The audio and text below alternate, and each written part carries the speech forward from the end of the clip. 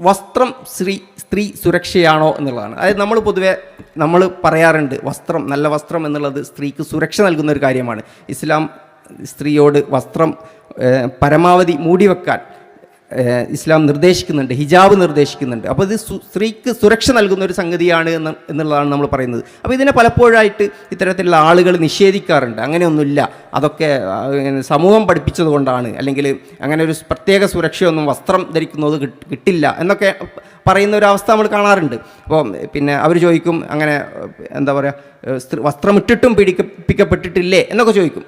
യഥാർത്ഥത്തിൽ നമുക്കറിയാം ഹെൽമെറ്റ് നമുക്ക് സുരക്ഷ നൽകുന്ന സംഗതിയാണ്. എന്ന് വെച്ച് ഹെൽമെറ്റ് ഇട്ടു എന്നതുകൊണ്ട് മാത്രം 100% ആരും അപകടത്തിൽ പെടില്ല എന്ന് പറയാൻ പറ്റില്ല. എന്നാൽ അപകടത്തിൽ പെട്ട് കഴിഞ്ഞാൽ ഹെൽമെറ്റ് ഒരു സുരക്ഷ നൽകുന്ന, ഒരു പരിധി വരെ സുരക്ഷ നൽകുന്ന ഒരു സംഗതിയാണ്. സമാനമായ രീതിയിൽ നമ്മൾ വസ്ത്രം സുരക്ഷയ്ക്ക് ഉപയുക്തമാണ് എന്ന് പറയാറുണ്ട്.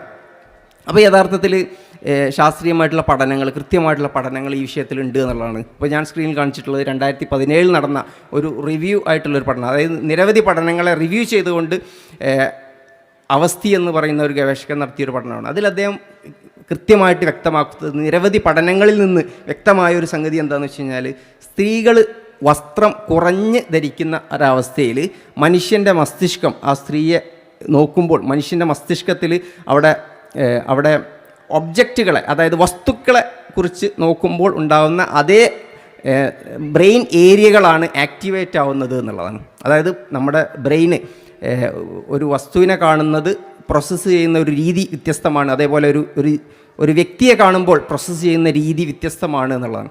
അതേസമയം വസ്ത്രം കുറഞ്ഞ ഒരു സ്ത്രീയെ കാണുമ്പോൾ പുരുഷൻ്റെ ബ്രെയിൻ മാത്രമല്ല, മറ്റു സ്ത്രീകളുടെ ബ്രെയിൻ പോലും അതിനെ പ്രോസസ്സ് ചെയ്യുന്നത് കുറേ കൂടി വ്യക്തികളെ കാണുന്ന ആ ഒരു രീതിയിൽ പ്രോസസ്സ് ചെയ്യുന്നതിന് പകരം വസ്തുക്കളെ കാണുന്ന രീതിയിൽ കൂടുതലായിട്ട് പ്രോസസ്സ് ചെയ്യുന്നു എന്നുള്ളതാണ്. അതായത് വളരെ കൃത്യമായിട്ട് ശാസ്ത്രം നമുക്ക് പറഞ്ഞു തരുന്നത്, വസ്ത്രം കുറയും തോറും ഒബ്ജക്റ്റിഫിക്കേഷൻ, അതായത് വസ്തുവൽക്കരണം കൂടും എന്നുള്ളതാണ്. അതായത് സ്ത്രീയെ വസ്തുവായി കാണുന്ന പ്രവണത കൂടും എന്നുള്ളതാണ് ശാസ്ത്രീയ പഠനങ്ങൾ നമുക്ക് പറഞ്ഞു തരുന്നത് വളരെ കൃത്യമായിട്ട്. അപ്പോൾ